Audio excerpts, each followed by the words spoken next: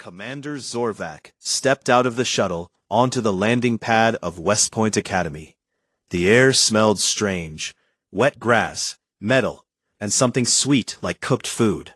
His 4 eyes blinked against the bright Earth sun. He was tall, thin, with smooth gray skin and a uniform covered in small shining metals. As the leader of a Krellian battle fleet, he had seen many strange things in the galaxy, but nothing had prepared him for humans. The diplomatic exchange program said this visit would last 1 full Earth month. Zorvac would watch how humans trained their young soldiers. The Krellian High Command wanted to know if these soft-skinned creatures were a real threat or just loud noise. Zorvac thought it would be simple. He would observe, take notes, and write a short, clean report. Easy work. 2 young humans waited for him at the edge of the pad. They wore green uniforms with many pockets. Both were wet and covered in thick brown mud from head to feet. One was male, the other female. They stood straight, but their faces showed big smiles. "Welcome to West Point, sir," the male said loudly. "I'm Cadet John Miller. This is Cadet Lisa Thompson. We are your guides for today."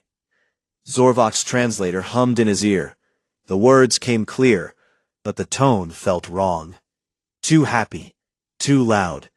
He looked down at them. "You are dirty," he said slowly. John laughed, a short, sharp sound. "Yeah, we just finished the obstacle course. Got a little wet and muddy. No big deal." Lisa nodded. "It's good training, builds character, and it's fun." Fun. Zorvac stored the word in his mind. Krellians did not train for fun. They trained to survive. Pain was expected. Joy was not part of the plan. He followed them across the wide grass field. Buildings stood in neat rows. Gray stone, tall windows, flags moving in the wind. Cadets marched in groups everywhere. Some ran. Some carried heavy bags on their backs. All shouted words Zorvac did not understand at first. His translator caught pieces. "Move it, maggots. 1 more lap. Don't quit now. Come on, you can do it." Zorvac stopped walking. "Why do they call each other maggots? That is an insult." John turned. "Nah, it's just how Drill Sergeant Hayes talks. It's his way of saying he cares." "Cares," Zorvac repeated. The word felt wrong in his mouth. Lisa pointed ahead. "That's the main quad, where we do most of our morning stuff. Want to see the physical training?" Zorvac nodded once. He wanted data, facts, not jokes. They walked to a large open area. About 50 cadets stood in lines. A short, wide human male with a loud voice walked in front of them. His hat sat low on his head. His shirt sleeves were rolled up. He carried no weapon, but his presence made the cadets stand even straighter. "Listen up," the man shouted. "Today we do PT. You will sweat, you will hurt, and you will thank me for it." The cadets answered together. "Yes, Drill Sergeant." Zorvac watched. The short man, Drill Sergeant Ryan Hayes, started giving orders. Push-ups, sit-ups, running in place, jumping. Every few minutes he added strange things. "Now drop and give me 20 while singing." The cadets dropped to the ground. They pushed their bodies up and down. At the same time, they sang. The song had no logic, Zorvac could see. "I don't know, but I've been told Earth's cadets are brave and bold. Sound off. 1, 2. Sound off. 3, 4. Zorvac felt his head tilt. "They sing during punishment?" John grinned. "It's not punishment. It's motivation." Lisa added, "Makes it less boring. And we go faster when we sing." Zorvac opened his small datapad. He typed slowly with his long fingers. Observation 1. Humans use music and loud words to increase effort. Strange. Drill Sergeant Hayes saw the group and marched over. He stopped in front of Zorvac and saluted sharply. "Commander Zorvac, sir. Welcome to West Point. Name's Hayes. These 2 cadets are yours for the day." Zorvac returned a slow salute, Krellian style. Fingers to chest, then out. I am here to observe your methods. Hayes smiled wide. Observe all you want, sir. Just don't get in the way when we run the confidence course later. Things get messy. Messy, Zorvac said. He did not like that word. Hayes turned back to his cadets. All right, worms, on your feet. Time for the mud pit. The cadets cheered. Actually cheered. They ran toward a large hole filled with water and mud. One by one they jumped in, crawled under ropes, climbed walls, and came out even dirtier than before. Zorvac watched a tall cadet, Kevin something, slip and fall face first into the mud. The others laughed. Kevin stood up, wiped his face, and shouted, "That's how you do it." Lisa leaned close to Zorvac. See? Team spirit. Zorvac's translators struggled again. Team spirit involves falling in dirt? John answered. Sometimes. Builds trust. If you can laugh when you're covered in mud with your friends, you will break when things get bad. Zorvac wrote again. Observation 2. Humans find strength in shared discomfort and laughter. Illogical. Yet group stays together. After the mud pit, the cadets lined up again. Drill Sergeant Hayes walked past each one, checking their faces and uniforms. He stopped at a female cadet with short brown hair. Thompson, your boots are filthy. Explain. Lisa stepped forward. Sir, the mud pit got me, sir. Hayes stared at her. Then he smiled, just a little. Good answer. Now clean them before chow. Dismissed. The cadets ran off in different directions, some to clean, some to eat, some just to rest on the grass and talk. Zorvac turned to John and Lisa. You do this every day? Pretty much, John said, except Sundays. Sundays we get a little rest, and football. Football, Zorvac said, another word to store. Lisa pointed to a building. Come on, we'll show you the mess hall. You can eat with us. The food is interesting. Zorvac followed. He did not feel hungry. He felt confused. These humans did not act like soldiers. They acted like children at play. But they moved fast. They obeyed fast. They smiled through pain. Inside the mess hall, long tables filled the room. Cadets sat in groups. They talked loud. They laughed loud. Trays held strange food, brown meat, green vegetables, white paste, red sauce. John handed Zorvac a tray. Try the meatloaf. It's not bad. Zorvac looked at the gray-brown block. This is food for warriors? Lisa laughed. It's food for hungry cadets. You'll need energy for tomorrow. Zorvac sat with them. He did not eat much. He watched. One table started a loud chant. Another table answered. Soon the whole room filled with voices. He wrote one more note. Observation 3. Humans turn meals into contests of volume and speed. Noise level exceeds safe limits. No one seems bothered. When the meal ended, John and Lisa walked Zorvac to his guest room, a small space with a bed, desk, and window. The sun was going down. Orange light came through the glass. Tomorrow we have classroom time, Lisa said. Tactics and history. Then more physical stuff. John added, and maybe a surprise inspection. Keeps us sharp. Zorvac nodded. I will observe. They left. He closed the door. Alone now, he sat at the desk and opened his report file.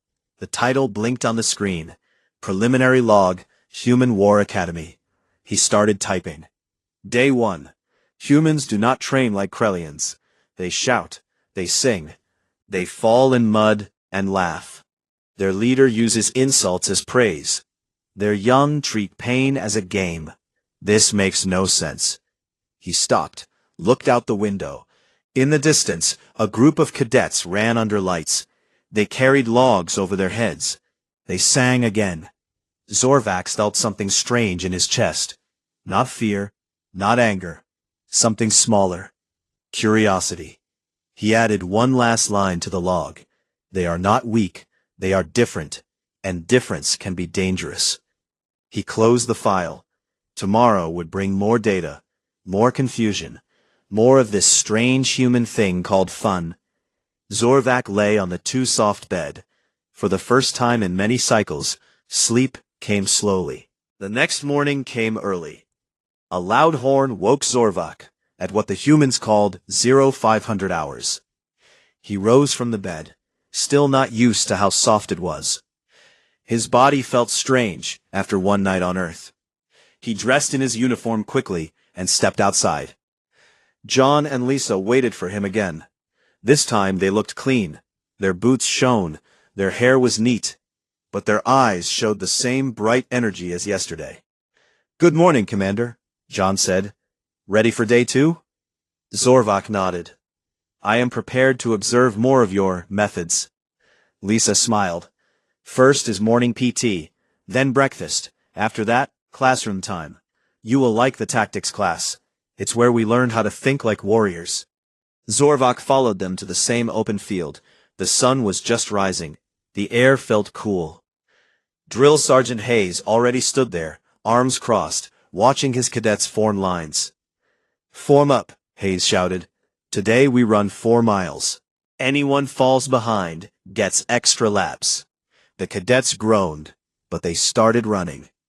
Zorvak walked beside the group with John and Lisa. He noticed something odd.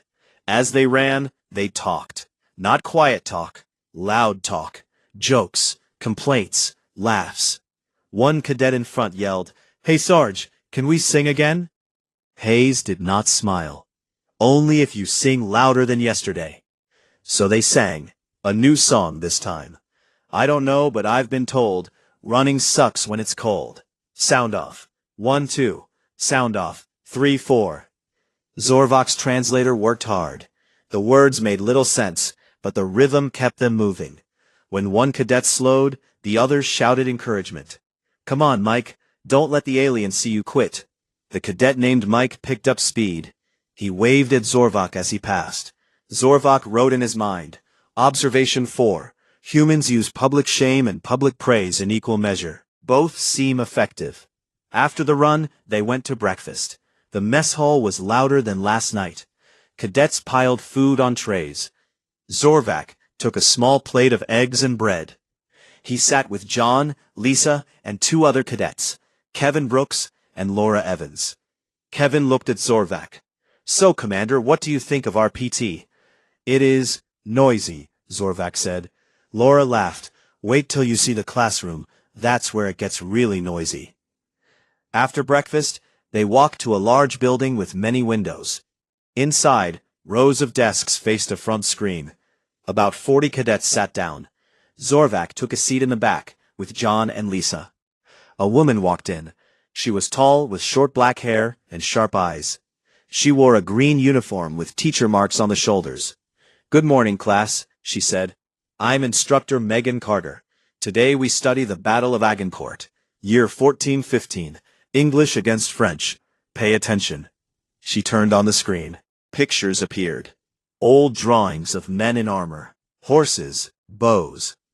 Instructor Carter spoke clearly. The English had fewer men. They were tired, wet, hungry. The French had more soldiers and better armor.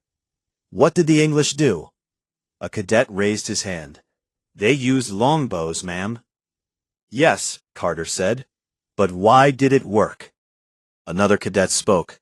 "Because the ground was mud. French knights got stuck." Carter nodded. "Correct. Terrain matters. Now, open discussion. How would you change the battle if you were the French commander?" Hands went up fast. Cadets talked over each other. "I would wait for dry ground. I would use cannons earlier. I would charge at night." One cadet, Chris Ramirez, stood up. "Ma'am, I would pretend to run away, draw them out, then hit them from the sides." Carter smiled a little. "Interesting. Risky, but interesting." Zorvak listened. These ideas came fast. Some made sense. Some sounded foolish. But no one feared saying a bad idea. They just kept talking. Then Kevin raised his hand. "What if we did something really crazy? Like send one guy out to dance and distract them, while the rest sneak around?" The room laughed. Even Carter laughed. That, she said, is what we call a human solution. Sometimes, crazy wins. Zorvak typed quickly on his pad. Observation 5. Humans value wild ideas as much as safe ones. They test thoughts by speaking them aloud. No punishment for wrong answers. After the history part, Instructor Carter switched to modern tactics. She showed maps of fake battles. Small blue dots for one side, red for the other. Today we run a quick sim, she said. Blue team defends a hill. Red team attacks. Go. The cadets split into groups. Zorvak moved closer to listen. John's group wanted to dig in and wait. Kevin's group wanted to attack first. Laura said, why not both? Fake a retreat, then counterattack. Chris added, and use smoke. Lots of smoke. Blind them. They drew on paper. They pointed. They shouted. In 10 minutes, they had a plan that changed 3 times. Carter watched from the front. She did not stop them. She only asked questions. Why that move? What if it fails? How do you talk to each other in chaos? The cadets answered fast. They sounded sure, even when unsure. Zorvak felt strange. Krelian classrooms were quiet. Orders came from above. Discussion was rare. Here, discussion was everything. After class, they went outside again. This time to a small field with ropes, walls, and poles. Drill Sergeant Hayes waited. Time for the confidence course. Commander Zorvak, you may watch. Your choice. Zorvak looked at the tall wooden walls. I will observe. The cadets lined up. They had to climb, crawl, jump, swing. Some fell. Some got stuck. Every time someone struggled, others helped. They pushed from below. They pulled from above. They yelled jokes. You're almost there. Don't be a baby. If you fall, I'll catch you. Maybe. When Lisa reached the top of a high wall, she turned and shouted down to Zorvak. See? Easy. She jumped to the other side, landed hard, rolled, stood up smiling. Zorvak wrote, Observation 6. Failure is not hidden. It is shared. Help comes without asking. Later, Hayes called for a special drill. Krelian style, he shouted. Commander, show us how your people move. Zorvak stepped forward. He felt proud. This was something he knew. He lined up 10 cadets. Move as one, he said. No sound, no words. Follow my hand signals only. They stepped forward together. Perfect timing. He turned his wrist. They turned left. He lowered his arm. They dropped to one knee. For a moment, it was silent and smooth. Krelian perfect. Then John whispered to Lisa, This is boring. Lisa giggled. Kevin coughed to hide a laugh. Hayes smiled wide. All right, Commander, now watch this. He clapped once. Cadets, same moves, but make it fun. The cadets did the same signals, but now they added flair. One spun before dropping. Another did a small jump. Another made funny faces at each other. Zorvak stared. They still moved together, still followed signals, but they smiled. They laughed quietly. When it ended, they cheered themselves. Hayes looked at Zorvak. See? We can do your way. We just don't like it quiet. Zorvak had no words at first. Then he said, You modified my drill. Improved it, Chris said with a grin. Zorvak added to his log. Observation 7. Humans take orders and twist them. They add joy where none was planned. Efficiency remains. Discipline changes shape. The day went on. More running, more classes, more small drills. By evening, Zorvak felt tired in a new way. Not from work, from watching, from trying to understand. At dinner, he sat with the cadets again. They talked about the day. They teased each other. They planned tomorrow's tricks. John looked at Zorvak. What do you think so far, Commander? Zorvak paused. Your ways are not like mine. They are loud. They are strange. But you do not break. You bend, and you keep going. Laura raised her cup of water. To bending, not breaking. They all cheered. Zorvak did not cheer, but he lifted his cup too. Just a little. That night, in his room, he opened the report file again. Day 2. Humans train the body hard. They train the mind harder. They argue. They laugh. They turn drills into games. Yet they obey. They improve. Their chaos hides order. He stopped typing, looked at the ceiling. He added one more line. I begin to see why the galaxy fears them. Not their weapons, their spirit. Sleep came easier this time, but dreams were full of mud, songs, and humans who never stopped smiling. The third day started with a different kind of energy. Zorvak woke to the same horn, but today the cadets moved faster. They whispered to each other in the halls. They carried small bags and extra water bottles. Something big was coming. John met him outside the guest room. Today is the big one, Commander. Full combat simulation, multi-team wargame. You are going to love it. Zorvak followed him to the main briefing room, a large hall with maps on the walls and a big screen in front. Instructor Megan Carter stood at the front. Drill Sergeant Ryan Hayes stood beside her. About 80 cadets filled the seats. Carter spoke first. Listen up. Today we run Exercise Thunderstrike. Mixed teams. Humans versus a combined allied force. The Krellian commander will lead one side. His team uses standard doctrine. Perfect lines. No surprises. Our cadets will form the opposing force. Rules are simple. Laser tags. Safe hits count as kills. Respawn after 5 minutes at your base. Objective, capture the enemy flag and bring it home. Questions? A cadet raised a hand. Can we use tricks? Carter smiled. As long as no one gets hurt, yes. Zorvak felt a small pride. This was his element. Krellian training stressed formation, timing, and control. He would show them how war should be done. He was given a team of 20 cadets who volunteered to follow his orders. Kevin Brooks, Chris Ramirez, and a few others. They looked eager. Zorvak spoke to them in a low voice. We move as one unit. Stay in tight formation. Advance slow. Use cover. No talking unless I signal. Understood? They nodded. Yes, sir. The other human team, about 60 cadets, gathered on the far side of the field. Laura Evans led them. Lisa Thompson stood beside her. They talked fast and pointed at maps.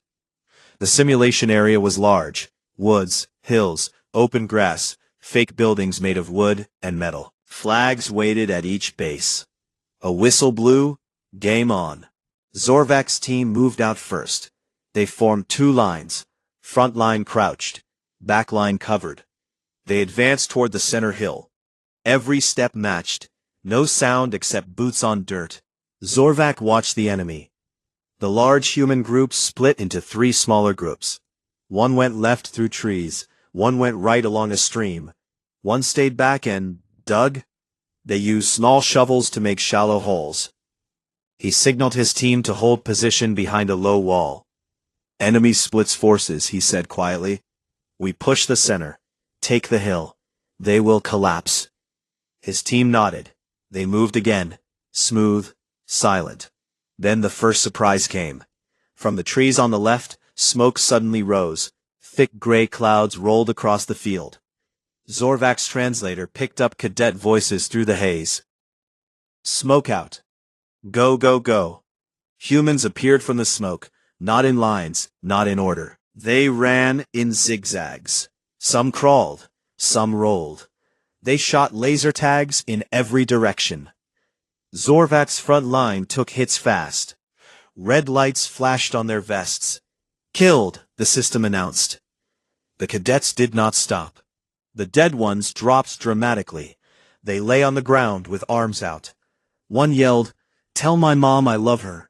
Another answered, "She knows, bro." Zorvak stared. Why do they act like that? Kevin, still alive beside him, whispered, "Morale, sir. Keeps it fun." More smoke came from the right. Another group charged. They carried branches with leaves tied on. They looked like walking bushes. Zorvak's team shot at them. Some hits, but the bushes kept coming. Then the real madness started. A small team of 5 humans ran straight at Zorvak's position. They held no weapons. Instead, they carried buckets. Water balloons flew through the air. Bright colors exploded on impact. Blue paint splattered Zorvak's gray uniform. Red paint hit Kevin's face. The system did not count water as a kill, but it blinded. It confused. Zorvak wiped paint from his eyes. This is not allowed. Kevin laughed. It's not against rules, just creative. The bucket team retreated, laughing, high-fiving. Zorvak ordered a counterpush. His remaining team advanced up the hill. They reached the top. The flag was close. Then he saw it. A line of cadets lay on the ground ahead, pretending to be dead, motionless. His team stepped over them carefully.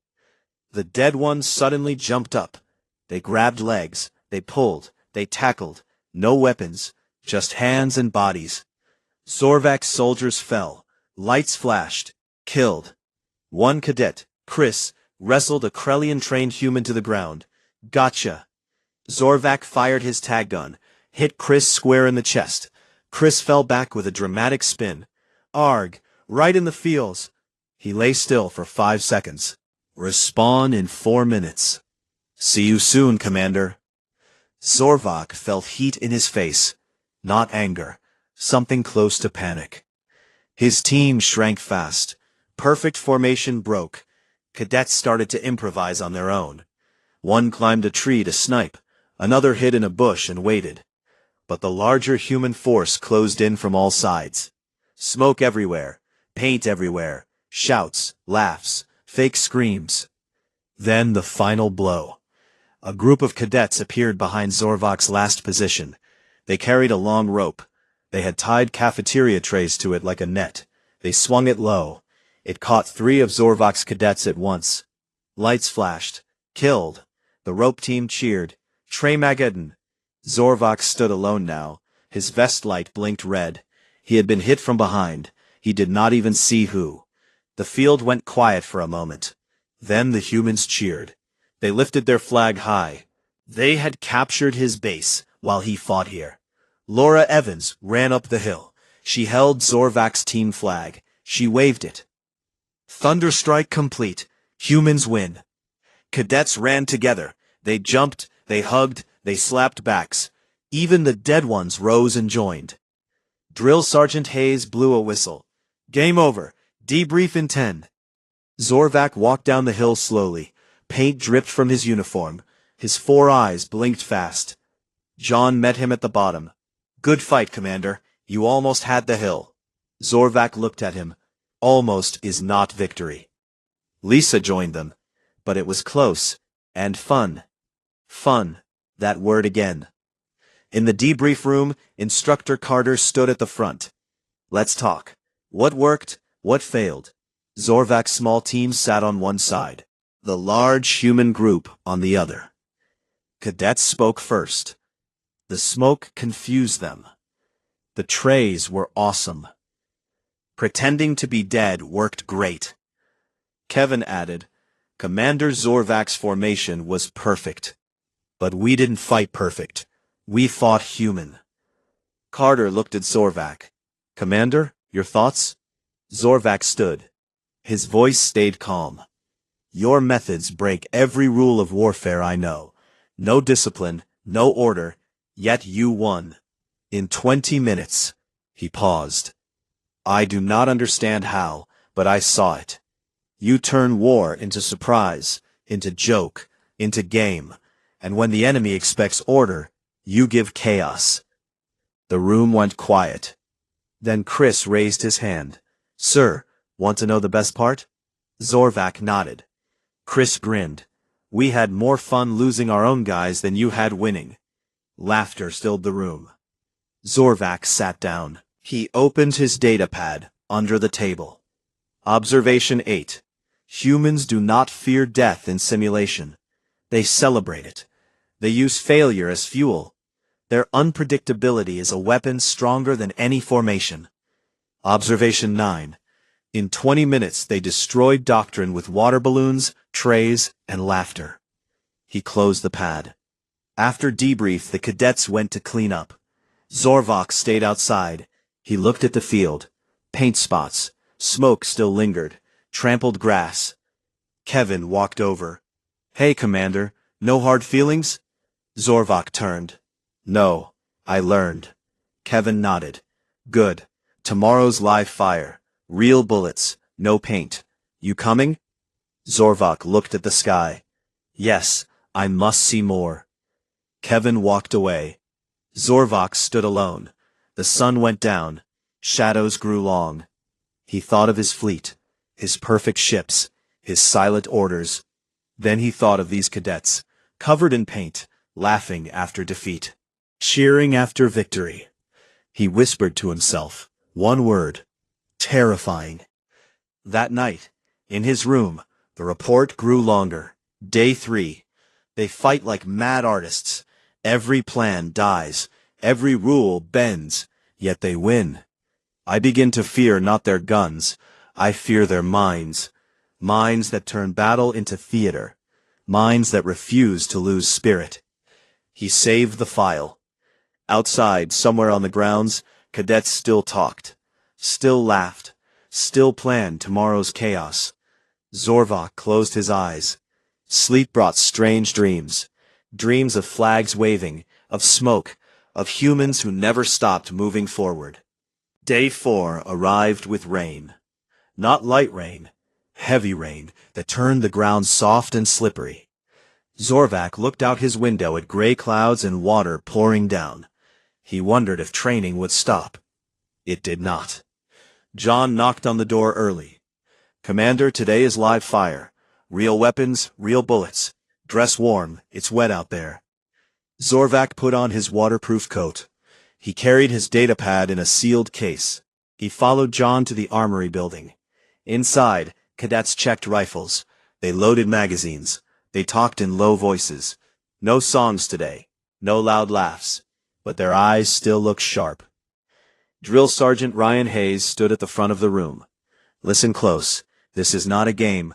Live rounds. Safety first. One mistake, someone dies. Understood?" "Yes, Sergeant," the cadets answered together. Hayes looked at Zorvak. "Commander, you observe only. No weapon for you. Clear?" "Clear," Zorvak said. They moved to the range. Long lanes with targets at different distances. Sandbags, metal plates, fake enemy figures made of wood and cloth. Rain hit everything. Water ran in small rivers down the dirt. First came zeroing. Cadets lay on mats.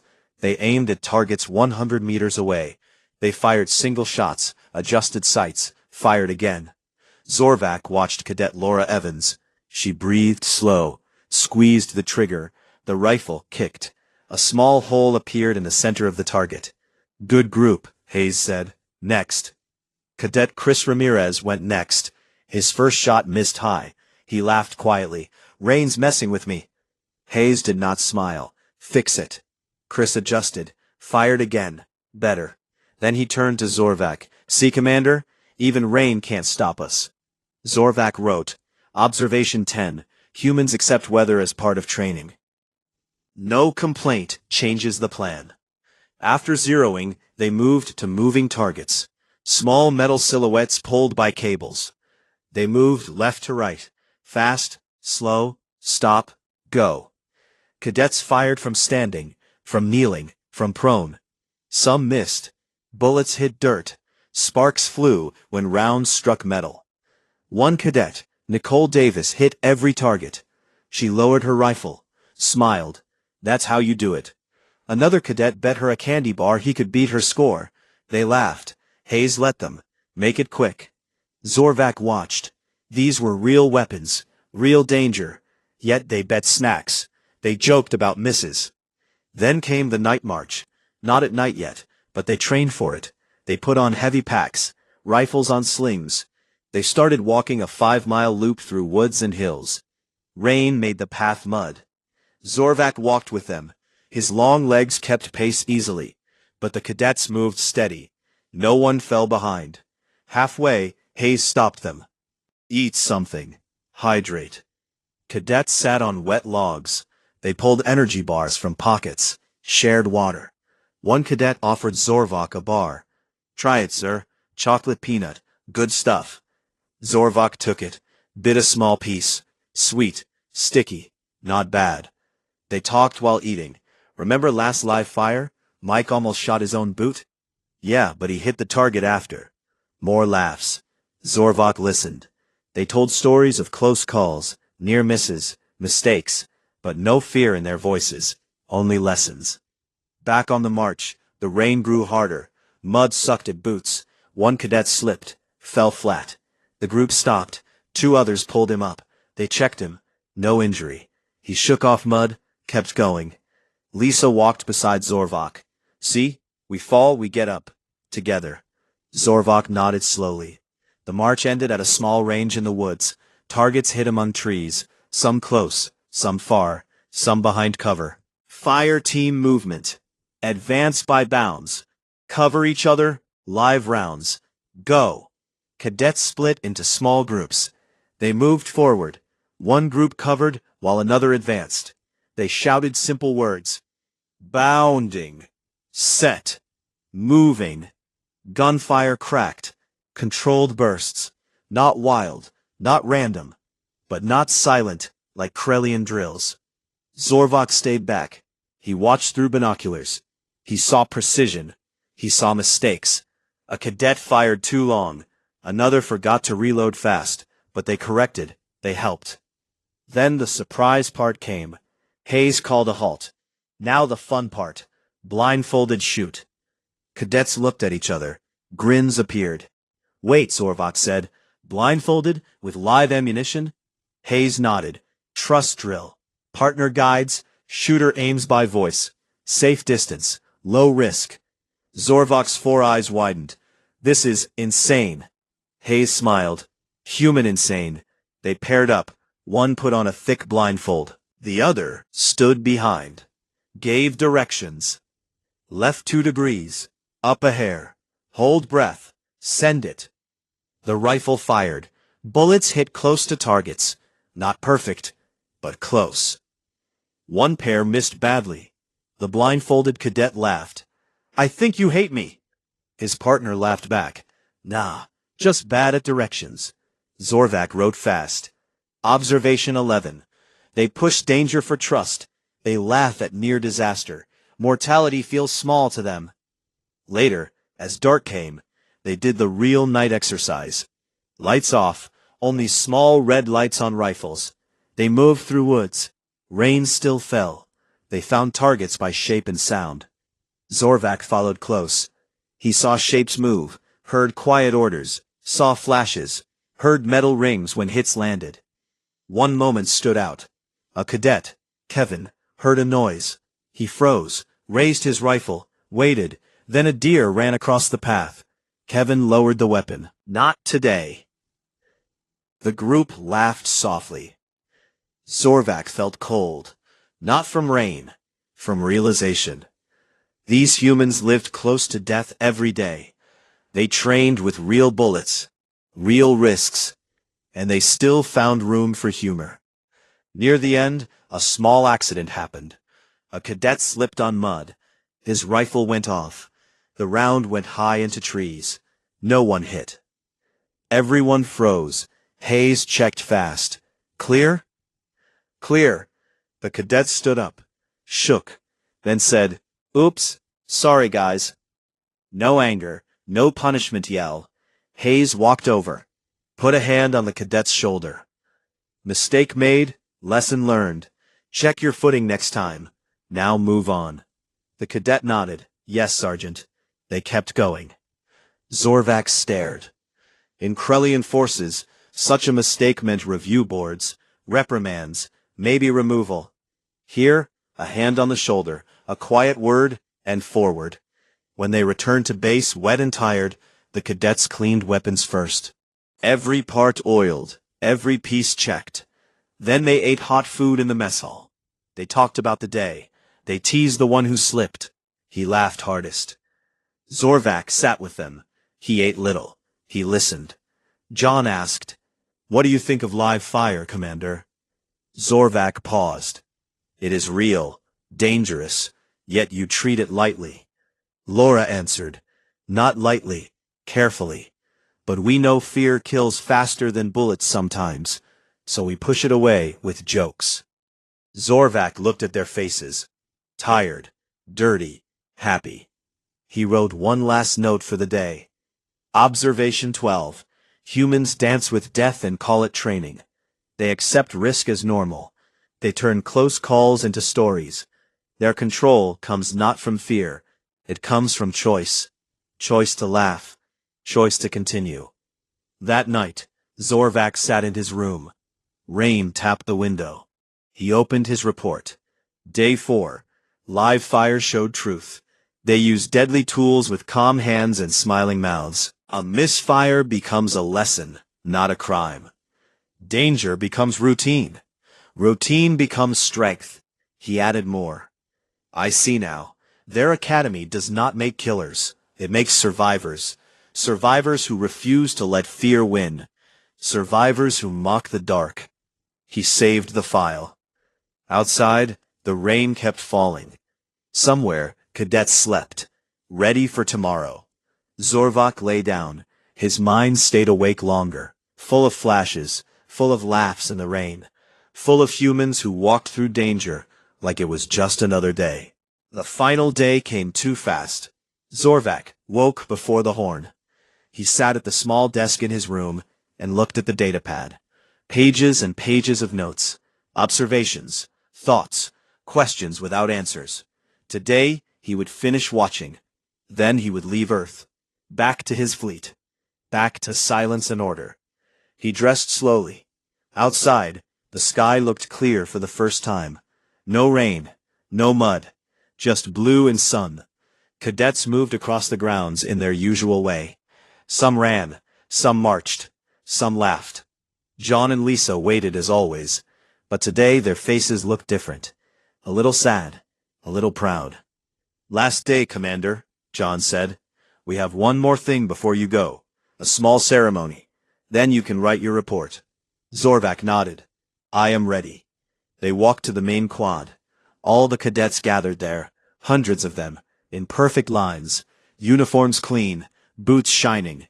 Drill Sergeant Hayes stood at the front, Instructor Megan Carter beside him. Even some officers Zorvak had not met before. Hayes stepped forward. His voice carried loud and clear. Attention! Every cadet snapped straight. Zorvak stood beside John and Lisa. He felt tall among them. Strange. Hayes continued. Today we say goodbye to Commander Zorvak of the Krellian Fleet. He came here to watch us. He stayed 5 days. He saw our worst and our best. He saw mud. He saw paint. He saw bullets in the rain. And he never ran away. Quiet laughs moved through the lines. Hayes looked at Zorvak. Commander, step forward. Zorvak walked to the center. All eyes on him. Hayes held a small box. Inside was a simple pin. A small metal eagle with a shield. Human symbol. This is the West Point Challenge coin, Hayes said. Not everyone gets one. Only those who earn it. You earned it by watching, by learning, by not laughing at us when we looked crazy. He handed the coin to Zorvak. Keep it. Show your people. Tell them humans are not soft. Tell them we are different. And different can win. Zorvak took the coin. It felt heavy in his long fingers. He looked at the cadets. Their faces serious now. No jokes, no smiles, just respect. He spoke slowly. His translator made the words clear. I came here to judge, to measure, to report weakness. I found none. I found strength in places I did not expect. In laughter during pain. In plans that should fail but win. In soldiers who fall and rise smiling. You do not fight like my people. You fight better, because you fight as yourselves. The cadets stayed silent. Then one started clapping. Then more. Soon the whole quad filled with sound. Not cheers, not shouts, just steady clapping. Respect. Zorvak felt something in his chest. Warm, strange. He lifted the coin high for a moment, then put it in his pocket. After the ceremony, the cadets broke formation. Many came to shake his hand, or pat his arm, or just say thank you. Kevin said, Come back any time, Commander. Next time we let you win the sim. Laura added, or at least get more paint on you. Chris grinned. We saved you some meatloaf for the road. Zorvac tried to smile. Krelians did not smile well, but he tried. Nicole gave him a small folded paper. Our squad wrote this. Read it later. He took it, nodded. Then it was time. His shuttle waited on the pad, the same place he landed 5 days ago. John and Lisa walked him there. No more words at first, just steps. At the ramp, Zorvac stopped, turned. You changed me, he said. I do not know if that is good or bad, but it happened. Lisa answered, change is good, Commander, means you learned something. John added, and we learned too, that aliens can be okay, even tall gray ones. Zorvac looked at them both. Thank you. He walked up the ramp. The door closed. The engines hummed. The shuttle rose. From the small window, he saw them. John and Lisa waving. The quad full of cadets, still standing, still watching. The shuttle climbed. Earth grew small. Then the stars appeared. Zorvac sat in the quiet seat, alone now. No mud, no noise, no laughter. He opened his datapad. The report file waited. Titles still the same. He started to write. Not observations this time. The final summary. To Krelian High Command. From Commander Zorvac. Subject Final Report. Observation of Human War Academy, West Point. After 5 days of direct study, I conclude the following. Human training methods appear chaotic, inefficient, and illogical by Krelian standards. Cadets sing during punishment. They improvise with water balloons and trays in combat drills. They treat live fire exercises as routine, while joking about near-death moments. They debate tactics openly. They celebrate small wins loudly. These behaviors should weaken them. Instead, they strengthen them. Their strength does not come from perfect order. It comes from unbreakable spirit. From the ability to adapt in seconds. From the choice to find humor in danger. From the refusal to let fear control them. In simulation, they defeated my doctrine with absurdity. In live conditions, they handled real risk with calm hands and smiling faces. They turn war into something personal, something shared, something they refuse to hate. Recommendation: do not engage humanity in prolonged conflict. Their technology may match ours one day, their weapons may grow stronger, but their greatest weapon is already here. It lives in every cadet who falls in mud and stands up laughing. It lives in every soldier who faces death and makes a joke about it. Attack them and you will face not just armies. You will face a species that sees war as the ultimate challenge. A challenge they meet with joy. I have attached all observation logs. They speak for themselves. Personal note. I request transfer to a different sector. Prolonged exposure to human cadets has affected my judgment. It has also affected my view of superiority. I no longer believe we are clearly above them. They are different, and different wins.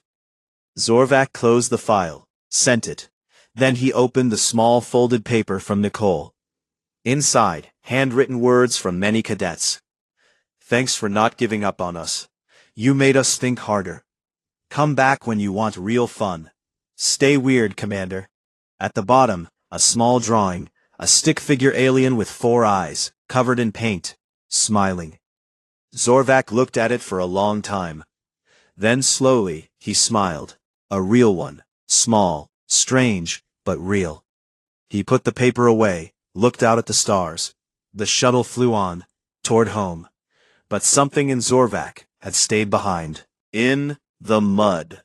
In the rain. In the laughter. Something human. And he knew he would never be the same.